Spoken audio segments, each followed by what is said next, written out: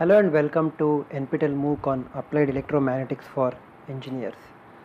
So far we have spoken of, as we complete the first part of our course, roughly 1/3 into the total course duration, we have talked about transmission lines. We have understood how to, calculate the voltage at different points on the transmission line. We know what happens when a transmission line is excited by a voltage pulse or a step voltage.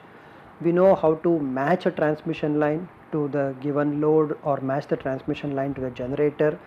We know how sinusoidal waves propagate on the transmission line, leading to the effects of phase, standing wave when there is a mismatch. We have calculated input impedance as seen from the source, derived the impedance transformation formula. We have talked about reflection coefficient. We have talked about standing wave ratio. We have talked about a lot of things. However, if I remember correctly, we have not really talked or introduced words such as electricity, magnetism, charge density, current density, modes. We have not talked about these words, right? Or we have not talked about Coulomb's law, Gauss's law, Faraday's law, Maxwell's equations, boundary conditions. These are the terms that you would normally associate with an electromagnetic course.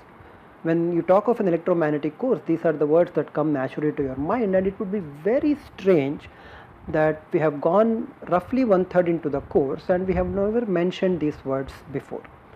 Now there was a very good reason why we did so, because the goal of this course is to teach you topics that are very relevant, which can be immediately applied, that is completely practical, and something that you would all appreciate, whether your higher interest is in understanding the electromagnetic fields or whatever, right? So most of you are familiar with computers, microcontrollers, FPGAs, digital hardware. Some of you might be going into specializing in analog circuit design at very high frequencies. So keeping this in mind, and the fact that these effects are much more easier to observe, are more very relevant, not that others are not relevant, but I am talking about a common platform for all the engineers. So we decided that transmission line theory be the introduction to this course. However, transmission line theory is not electromagnetics. It assumes that someone has calculated by some means the primary constants of a transmission line, such as R, L, C and G. Once the constants are given to you, then it is your job to find the secondary constants. It is your job to find how the voltages are changing, how the current is changing, and then to analyze all kind of behavior of a transmission line. So at the transmission line theory, when you are applying, you don't actually get to know how the quantities such as L and C, R and G are defined. In fact, you don't even get to know what is the definition of this, except telling you that L is a circuit element which we call as an inductor, which maintains a certain relationship between a voltage across its terminals and a current through its terminals. Of course, that's essentially what the transmission line theory is masking. It is completely masking the physical picture of the inductor or a transmission line, and it is kind of presenting to you an abstract picture in which the quantities R, L, C, G are the only interested quantities. For example, if I go back to this coaxial line, let me go to a coaxial line and draw the coaxial line for you. Right, so this is how the coaxial line would look. There is an inner conductor of some radius and there is an outer conductor of larger radius. Okay, so there is an inner conductor and an outer conductor of radiuses, and then this inner conductor and outer conductor, assuming that they are quite uniform along this length, can be considered to be extending along a particular line, which we conventionally have denoted to be the Z axis, right? So I ground the outer conductor because outer conductor is easier to ground compared to the inner conductor, and if I want to apply a voltage, I will apply a voltage by connecting the positive terminal of the voltage or the signal generator to the inner conductor. Okay, you can assume that the radius of the inner conductor, which we can denote by A, and the radius of the outer conductor, which we denote by B, are related in the sense that B is much larger than A. So in reality, if you look at a practical coaxial line, you are essentially looking like a very thin kind of a wire inside, and then surrounded by a fairly large diameter conductor. You can even fill the material inside a conductor with material of your choice. This filling of the material accomplishes two things. One, it gives a protection, mechanical protection to this system. It gives us a mechanical strength so that you can use the cable connected to different points on your circuit. And 2, it allows you to modify the speed with which this voltage and currents are traveling inside the coaxial line. But you don't really get to see all this, right? So the moment we say coaxial line and then we say, okay, this is what it is, you will immediately ask, based on whatever we have studied in the previous modules, right? You will ask, what is the R, L, C and G? And if someone calculates these values to you, then you replace this one. So this is the actual physical picture, right? This is how a coaxial cable would look like, more or less. I am not looking at the micro surface roughnesses, but I am just looking at a big picture kind of a thing, macroscopic scale. This is how it would look like. So to you, it simply looks like a finite length transmission line with values of R, L, C and G given to you, right? The model that you have in your mind, so this is how you would represent. So this is how you would represent this coaxial line. So this is actually a coaxial cable, but to you, in the problems where you want to solve, find out the voltage at the output given the voltage at the input, you replace this coaxial line physical picture by these two straight lines which you think of as wires. Okay, of course we are assuming that everything is uniform along the z axis, and the model that you would obtain RLCG, from where you would obtain this one, would be something like this. So there is a inductance per unit cell, there is a series shunt conductance per unit cell and a shunt capacitance per unit cell. So this is the kind of picture that you would have, right? So this picture of course continues all the way to infinity. This unit cell is a length delta z which eventually goes off to 0. Therefore these parameters R, L, G and C are per unit length parameters for you. So this is the model that you propose, whereas this is the physical picture and this is the representation on a piece of paper. How do you represent a coaxial cable? If I replace a coaxial cable with a microstrip conductor or a microstrip line, you would essentially represent even a microstrip line. Okay, so this is the ground plane for the microstrip and this is the signal layer here. Obviously I have to connect any voltage source in this way so that the ground terminal is grounded and the positive potential or the positive terminal of the signal generator is connected to the signal layer of the microstrip line. So regardless of whether you are considering a coaxial cable or a microstrip line, your representation of that would be the same. So you would still represent that one with two pairs of lines which are supposed to represent the two conductor transmission line, one for ground, one for signal, and the picture of RLGC, these values will be different, but the picture of RLGC will remain the same.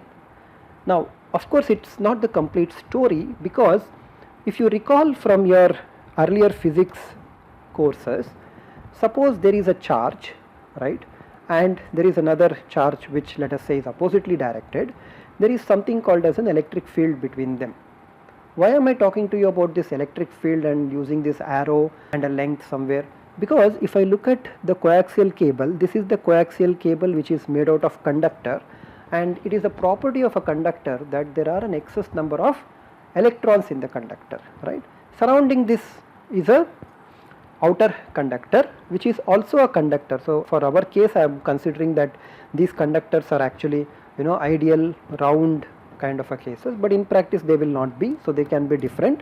But no matter what it is, you have connected a certain voltage to the inner conductor and the outer conductor is grounded, which immediately causes a certain charge to be developed. This charge will not be present at the outside layer of the inner conductor, but it would be rather residing just below the inner conductor, and there will be negative charges spread all over.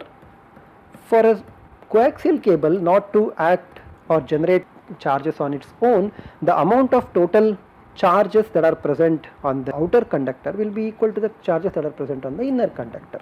Okay, so this is what, for someone who is coming from a physics background, the corresponding cross section of a coaxial cable would look like.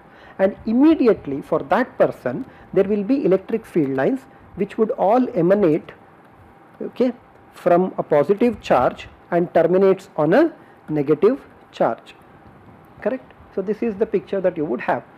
Also, for someone realizes that this coaxial cable is carrying a current I, the outer conductor is carrying a return current I, but for now let us not worry about the outer conductor, let us only worry about the inner conductor. So if there is a current I that is being carried, assume that this cross section of the inner conductor is so small that I can replace this one by a straight wire carrying a current I. Okay, this current I could be DC current or it could be AC current. Whether it is AC or DC current, you know that surrounding a current carrying wire there will be a magnetic field, right? How do you know that? Because if you remember, about 200 or 300 years ago, or maybe 250 years ago, a person called Ørsted made a very interesting discovery. He was presenting this in the class, and then he had a magnetic compass somewhere, and then he connected a current through momentarily a small amount of current through the wires, and that caused a deflection in the magnetic compass. So the magnetic compass that was present, that was deflected. So this deflection is actually a very important thing, right? So this magnetic field was deflected, indicating, and we know that magnetic field exists because compasses react to magnetic fields. So if the north and south pole of a magnetic compass got deflected, then there must have been a magnetic field surrounding it, and this magnetic field could have only come from the current that is being carried by this wire, because there was no other magnetic sources which he had kept on the experimental table. So he made this discovery, which was later formulated into several laws according to Ampere and then modified later by Maxwell. But the critical point is that whenever there is a current carrying conductor, there will be a magnetic field. Of course, this magnetic field will be related to the inductor, because inductance is nothing but flux linkage associated with the current. These are all concepts that you are familiar with your physics background. And then if you were to look at the magnetic field lines, these field lines will be surrounding, and they would be going in a direction that is given by the right hand thumb rule. What is the right hand thumb rule? Suppose this is the way the current is carried, okay, along the direction of the pen. Then if you wrap your thumb around the pen and then you are going around, when your thumb is pointing in this direction, then this is the direction of the current being propagated, and this is the direction in which the magnetic fields exist. So if you look from the top, then you are essentially looking at the top, okay, in the form of a circle, and then there are these circular lines, right, which form the magnetic field. So you have magnetic field around a current carrying wire, you have electric field lines, as we would call, between the inner conductor and the outer conductor. So if you superimpose this is how the magnetic field lines would look. They should be circles, the direction being given by the direction of the current that would exist, okay. So this is what a picture for someone who has studied physics and studied electrostatics and magnetostatics and a little bit of concepts such as inductance and capacitance would look like. So we have talked of inductance. Capacitance is also sitting in this structure, because I know that this electric field, if I integrate along any particular path, let's say this is the path along which I integrate, go from one point to another point, I know that the integral of this electric field over that particular path will give me the total voltage change along that path. We will develop all these relationships or derive these relationships or discuss these relationships later on, but for now just understand that electric field gives you voltage, okay, and of course electric field itself is caused by the charges, and voltage to charge ratio is the capacitor. Similarly, you have current which act as the source to generate the magnetic field, because integral of H dl will be the current that would be encompassed by that particular path, and this magnetic field will be related to the flux linkages. Via the flux linkages you will get to the concept of current, magnetic field, and then it would be related to the concept of inductance, right. So you at least are able to find out two circuit elements, capacitor and inductor, by going into this picture and provide these as inputs to the transmission line. Observe the way these electric field lines and the circles are arranged. The electric field lines are all going in this direction, so they are all going radially like this, okay. So they are all going radially, and for each radius or for each direction you have actually surrounded them with a circle. And the nature is that if I consider a circle here, okay, and then I have a line which is radially emanating from that one, at this point the corresponding vector, we will talk about all this in just a few minutes. So there will be a corresponding vector here, and there will be a 90-degree between any radial line that you would consider and the circle. So in other words, the direction of the electric field and the magnetic fields are perpendicular to each other.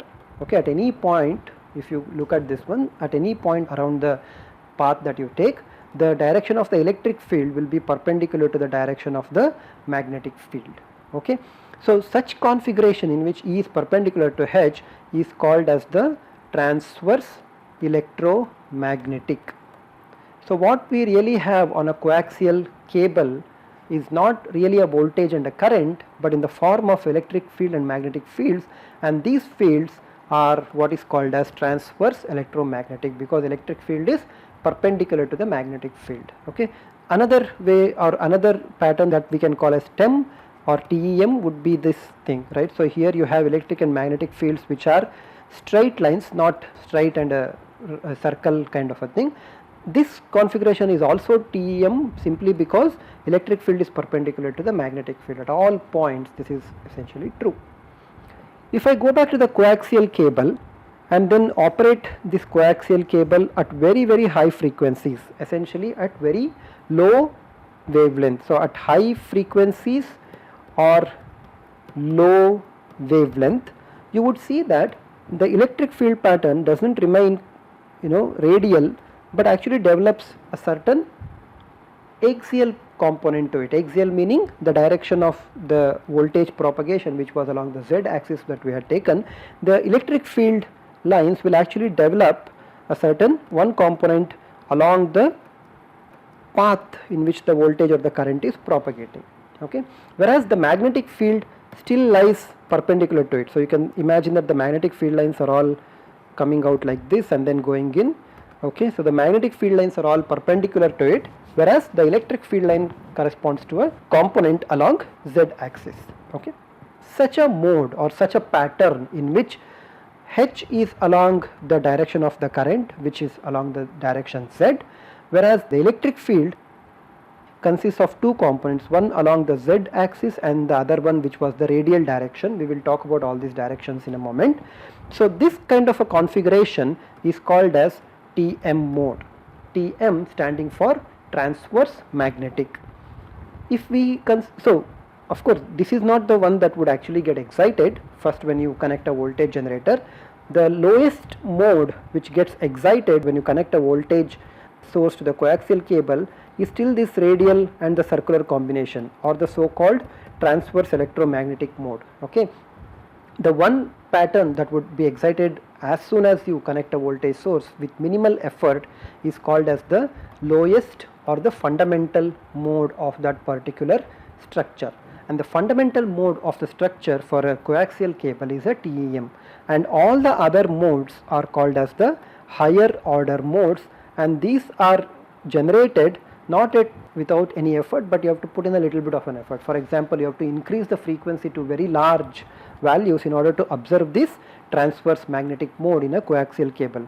This mode also takes out a little bit of an energy and therefore corresponds to a little bit of loss of the total energy that you have supplied. In fact, the presence of higher order modes is not desirable for a coaxial cable, and it is the point which is what we would call as the bandwidth of the coaxial cable. Any frequency below this bandwidth will only excite the fundamental mode, but the moment you go beyond this one, you will start exciting the higher order modes, and once you excite the higher order modes, they will eat away part of your energy and contribute to loss. So this is the TEM and the TM mode picture that a person who has studied physics and person who has experimented would probably see this. Okay, so it is important to go back to the picture that we drew earlier, right? The first picture that we drew was this coaxial cable. This is the physical cable that you have. There is no picture here. It's actually a physical coaxial cable which consists of an inner conductor and an outer conductor. You ground the outer conductor, connect the signal source to the inner conductor. However, for a person who is looking at a coaxial cable or a microstrip line type of a structure, the corresponding way in which they look at will be to extract R, L, C and G values and then consider no matter what kind of a transmission line you are considering, but to represent that one by two pairs of lines, okay, which are spaced a certain small distance apart. But the mental picture that they have in mind when they write these two wires is that of a R, L, G and C arranged in a series impedance and a shunt admittance configuration. Okay. So this is the picture no matter what type of physical transmission line that we have considered, whether it is microstrip or a coaxial. But for someone who has studied electromagnetics or who has studied electrostatics and magnetostatics, the picture will be different. For them, there are patterns of electric field, patterns of magnetic field, and these patterns of electric and magnetic fields cannot be arbitrary. Okay, they cannot be arbitrary, they have to follow Maxwell's equations, and these patterns are what we call as modes. Okay, it's just a geometric arrangement of the electric field and the magnetic field given the constraints of the problem. For example, you don't expect the direction of the electric field to be radial in a microstrip configuration, simply because there are no circular conductors out there. The conductors there are plane, and therefore electric field lines will be slightly different. Okay. However, as long as these electric field lines and magnetic field lines are perpendicular to each other in this fashion, okay, then that particular arrangement of E and H fields is called as a transverse electromagnetic mode. In some modes of operation or in some region of operation, electric field or the magnetic field will develop a certain amount of axial component which corresponds to higher order modes, and they go into the name of transverse magnetic or transverse electric mode. In general, when the structure has no symmetry, when the structure is in a very general kind of a nature, you will have a combination, you will have a hybrid mode in which both magnetic field will have an axial component and the electric field will have an axial component, and the analysis of those structures and how to understand those is the subject that we are going to talk about now. Okay. Along this way of about 20 minutes of introduction, I have also spoken about certain things like vectors, and I called certain vectors are perpendicular to each other, certain vectors are not perpendicular to each other. What do I mean by all that is something that I would like to begin now. So we will first talk about a vector very briefly, a scalar very briefly, talk about how to represent them by using coordinate systems, and then spend couple of modules talking about the vector calculus or the vector field calculus. Okay. So to refresh your memory, what is a scalar? Currency of a country is a scalar. Why do I call currency of a country to be a scalar? Because when I buy something, when I give money to this person, I am paying money. Okay, I am paying, let's say, 20 rupees or 30 rupees. I am not paying 20 rupees in the direction of north. I am not paying 20 rupees in the direction of southwest. There is no direction associated with this currency. Similarly, when doctors take our measurement of a temperature of the body, they say, okay, the temperature is about 100 degrees Fahrenheit, right? They don't say 100 degrees Fahrenheit along the direction 30 degrees from the horizontal axis. There is no direction or a sense of direction associated to these quantities, right? So when you talk of these quantities which have no sense of direction, but they can only be specified by numbers, right? Those quantities are called as scalars. There are, of course, in addition to scalars, a large body of quantities which demand not only to specify the number, okay, but also to be specifying the direction. I say the speed of the car is 30 meters per second, then there is no problem with it.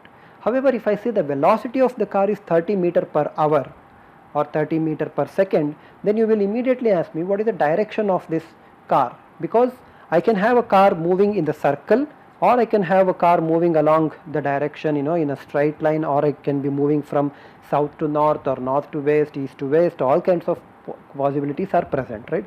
So one example of a vector quantity is velocity. Okay, velocity has both sense of direction as well as the number that needs to be associated. Consider this kind of an arrangement, kind of a funnel or something, and let's say we fill it with water and water starts to flow. So initially water is all flowing along this path in a very nice manner, okay, but when it comes to the walls, it has to change direction because it has to go to the wall and of course cannot go in the same direction, so it changes its direction. So all these lines will similarly change direction and then they would propagate. You notice that the velocity of the lines here would be different, the velocity of the lines here are different, the velocity of the lines here are different. not only the numbers are different, but also the sense of direction in which the water or the fluid is flowing itself is different. So there is a sense of direction to the fluid or water movement inside a pipe, and that forms another example of a vector. Geometrically, we represent a vector by the straight line. So we represent a vector by a straight line. The length of this vector gives you the magnitude of the vector. Okay, so the magnitude of the vector gives you the length of the vector, or in this case they are essentially the same, and the orientation specified by the arrow, okay, arrow being the tail and this being the head of the vector, this will tell you in which direction this particular vector is arranged. Okay, for example, this would be the direction of a vector. It's a vector whose magnitude is small, whereas along the same direction this is a vector whose magnitude is large. Okay, this is a vector whose direction is opposite to the direction of the red one.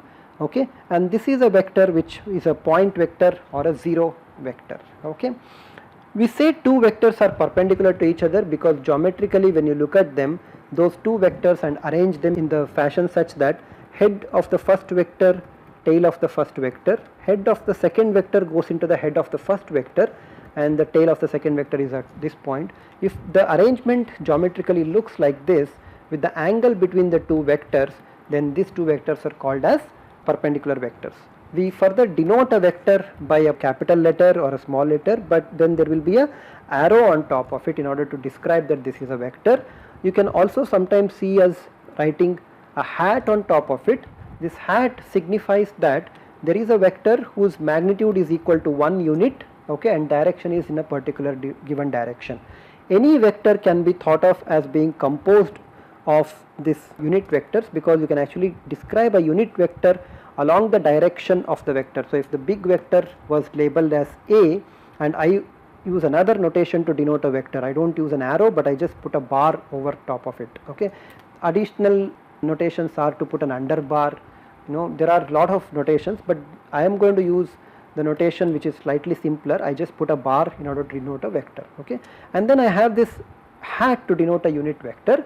The unit vector will be denoted, or the unit vector that I have denoted here is in the same direction as the big vector A, and you can very easily convince yourself that the big vector A can be written as some number times the unit vector, right? So it could be written as, say, 10 times the unit vector, because I can fit 10 such unit vectors along this. Okay, the number did not come out as 10, but just imagine whatever the number that comes out will be the numbers that I am going to put in. Okay, so this completes our extremely brief introduction to vectors. Okay, from the next module we will actually discuss coordinate systems, and then we go back to vectors or vector calculus. Okay, thank you very much.